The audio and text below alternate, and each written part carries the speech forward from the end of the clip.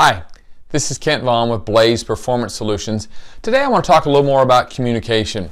And as I talk about that, I'd like you to think about when you've got something to say to someone, sometimes it's worth asking yourself, why am I communicating with them? Particularly if it's a larger, more important communication, something with some really important outcomes that you're looking for. So just ask yourself initially, why are you communicating? What response do you want from them?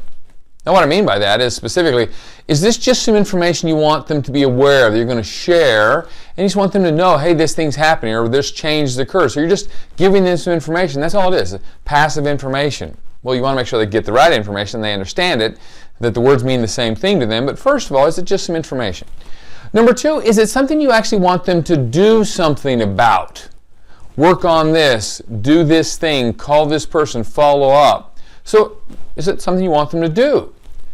And finally, what do you want them to feel? Do you want them to feel motivated, energized, excited, or relieved? I mean, what is it you're asking them, hoping they will feel? And I have found that if you take a few minutes on the beginning, before you actually, on the front end rather, I should say, before you actually have the conversation or send the email or send the text, to think about, why am I having this conversation? What is it I want them to know?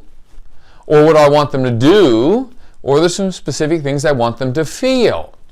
And I have found in working with clients over the years that if they will actually write know, do, or feel at the top of the email for themselves initially, or as they prepare the conversation or the speech or the presentation, and they really work towards helping to ensure they explain it well so people know the right things or understand what they need to do, or that we want them to feel excited or motivated or whatever. It's amazing how we'll have communication and find that that's not at all what they got. I mean, have you ever noticed that?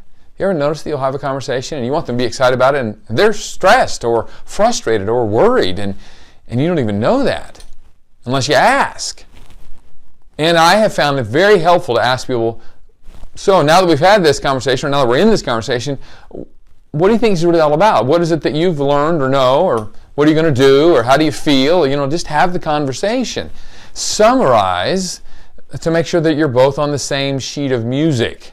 How often have we had communications thinking it was going to be about this or this, and it ended up being something very different, or they understand something very different? And boy, that can create real problems later when you assume they understood, and they assumed they understood, but they really didn't.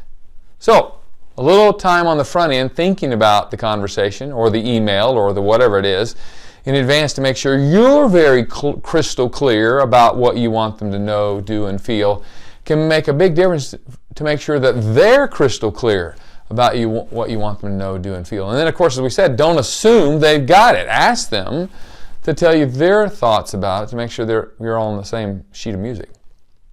Communication is something that's so essential to all of us. We do it every single day, all day. And I'm not saying you have to do this with every single conversation. I mean, when you go into the grocery store and ask for a gallon of milk, you don't want them to say, well, gee, how do you feel about milk? What are you going to do with that milk? You just want to know where the milk is. But every day there are a few conversations that are very jugular, that are very essential, that are problematic if not handled well. And those are the conversations I'm asking you to stop for just a minute and think about what is it you want them to know, do, or feel. And when you do that, it can make a huge difference. Well, this is Kent Vaughn with Blaze Performance Solutions. Hope you have a fantastic day.